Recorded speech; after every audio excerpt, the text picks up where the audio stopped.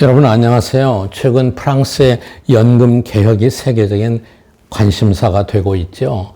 프랑스는 연금 기금 재정 건전성을 확보하기 위해서 정년을 62세에서 64세로 연장했고 보험료 납부 기간도 42년에서 43년으로 늘리고 최소 연금 상한액도 소폭 증액했습니다. 마크롱 정부의 개혁 과정을 보면은 대단히 과감합니다. 마크롱은 여소야대 정국에서 아예 연금 개혁안을 하원 표결 없이 입법을 강행하는 초광수를 뒀죠. 이 야당이 총리 분리신임안을 제출하고 노동계가 대규모 반대 시위를 벌여 정치 생명이 위험해졌지만은 결국 총리 분리신임안의 부결로 사실상 의회를 통과했습니다. 마크롱 대통령은 헌법 49조 3항을 발동해서 하원 표결을 건너뛰고 연금제도 개정안을 통과시켰고 야당은 이에 대한 불신임안으로 이거를 저지하려 했지만은 과반수에서 9표가 모자라서 부결됐다고 합니다.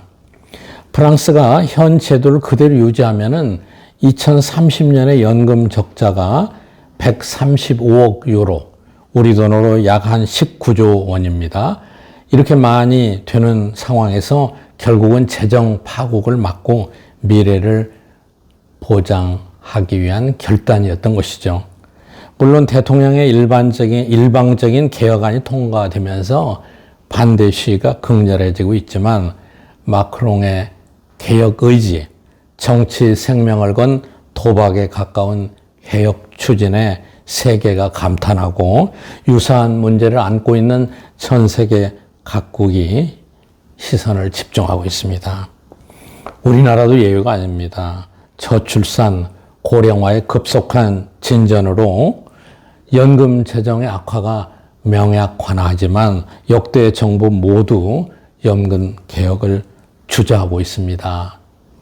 최근 정부의 자료에 따르면 연금 수지 적자 시점은 2041년, 기금 소진 시점은 2055년으로 지난 2018년에 분석한 것보다도 적자의 시점은 1년, 그리고 기금이 소진되는 시점은 2년이나 앞당겨졌습니다. 건강보험도 역시 동일한 문제를 안고 있습니다.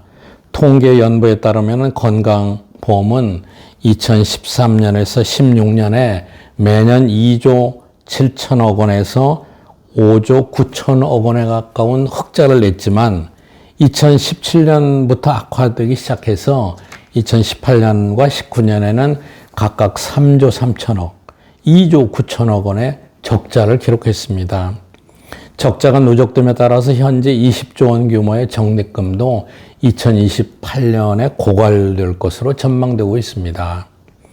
한국경제연구원이 분석한 바에 따르면 이른바 문재인 케어로 과잉 의료와 도덕적 해이라는 부작용이 발생해서 연간 1인당 보험료가 2013년에 3만 8천 원대에서 2021년에는 6만 5천 원대로 70%나 증가했다고 합니다. 더 큰 문제는 최근 코로나19로 사망자 증가가 크게 늘었고 역대 최저치를 경신한 출산율 등 인구의 급변동이 심상치 않아서 연금 재정 위기가 더 빨라지고 있다고 합니다. 실제로 작년 출생아는 24만 9천 명으로 정부 수립 이후 연간 25만 명을 처음으로 밑돌았습니다. 사망자 수 증가에 따른 인구 감소가 12만 3,800명을 기록해서 3년째 인구 데드 크로스를 이어가고 있다고 합니다. 그동안 최악의 시나리오라고 추계되었던 감소치가 10만 명이었었는데 이것보다도 더 많이 인구가 줄어들고 있어서 인구 절벽이 가파라진 상황입니다. 보험료를 납부하는 생산 가능 인구는 줄어들고 연금을 수령하는 고령 인구가 늘어나다 보니까 연금은 더 빨리 줄어들 수밖에 없는 구조를 나타내고 있는 것이죠. 그렇다면 이것을 어떻게 계약해야 합니까? 그런데 답변은 우리 누구나 다 알고 있습니다. 기본적인 방향은 지출을 적게 하고 수입을 더 늘려야 합니다. 연금 수혜 나이를 프랑스처럼 연장하는 방법도 있고 연금 보험료의 부담을 늘리는 방안도 있습니다. 이 과정에서 공정하게 형평에 맞게 여러 가지가 반영되어야 하고 소득과 자산의 추계도 정확해야 되고 어느 정도 소득 분배 개선 효과를 가져올 수 있는 장기 계획을 마련하면 됩니다. 그런데 문제는 이 모두가 인기가 없는 정책이고 보니까 정치권에서 말만 할 뿐 프랑스처럼 마크롱처럼 실제 계획을 추진하는 지도자가 나서지 않고 있는 셈이죠. 그런데 연금을 얼마 더 걷고 얼마나 덜 지출하느냐는 문제보다도 더 시급한 것이 있습니다. 국민들에게 경제적 부담을 늘리지도 않으면서 실시할 수 있는 제도 개혁이죠. 그 첫 번째가 바로 연금의 지배구조 개혁입니다. 국민연금은 정부로부터 독립적으로 운영되어야 하는 것이 마땅하지만 현재까지는 한국은 정부 기관이나 다름없이 운영되고 있습니다. 또한 국민연금이 많은 국내 기업의 우량 기업의 지분을 갖고 있으면서 2대나 3대 주주 역할을 합니다. 따라서 주주총회 시즌만 다가오면은 국민연금의 경영 개입이 항상 논란을 불러옵니다. 최근에도 정부의 주식은 하나도 없는 민간 기업 KT의 대표 선임의 국민연금이 정부를 대신해서 앞장서고 있습니다. 그런데 문제는 지배구조가 정치에 오염되어 있으니 아무리 바른 목소리를 내도 힘을 받지 못합니다.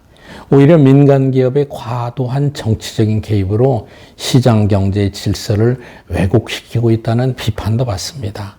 민간 기업의 지배 구조를 개선하라는 취지에는 공감한다 할지라도 스스로 건전한 투명한 지배 구조를 갖추지 못한 국민연금이 어떻게 그런 목소리를 낼 수 있겠습니까?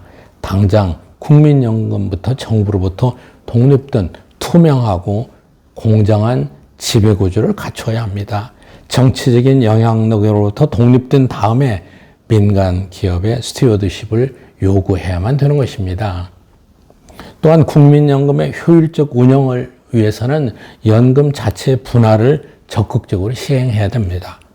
88년부터 정립된 한국의 국민연금은 거의 900조 원에 육박해서 일본과 노르웨이 다음으로 세계 3대 대형 연기금이 되었고 2041년에는 이대로 가면은 1,800조 원에 달하게 됩니다. 이렇게 큰 규모는 당연히 최소한 두세 개 이상으로 분할 운영되어 지배구조, 성과, 경영 등 모든 측면에서 서로가 경쟁할 수 있어야 합니다. 현재와는 차별화된 지배구조를 도입해서 경쟁하고 국민들에게 더 많은 실익을 안겨줘야만 합니다. 국민의 선택권도 중요합니다. 모든 연금을 임의로 수탁받아 운영하는 것보다 특성에 따른 분류를 하고 국민들이 스스로 상품을 선택할 수 있게 제도를 개선해야 합니다. 이런 개혁은 물론 전혀 새로운 제안이 아닙니다. 이미 선진국에서는 일반화되어 있고 국내에서도 오래전부터 논의되어 왔습니다마는 앞에 말씀드린 대로 인기 영합적인 정책으로 개혁을 단행하지 못하고 있을 따름입니다. 당장 연금과 건강보험 제도를 개선하지 않으면 지속 가능성도 담보되지 않고 젊은 세대에게 미래의 부담만 누증시키게 될 것입니다. 여러분, 우리 모두 많은 여론을 모아서 국민연금의 개혁에 앞장서야만 합니다. 여러분, 감사합니다.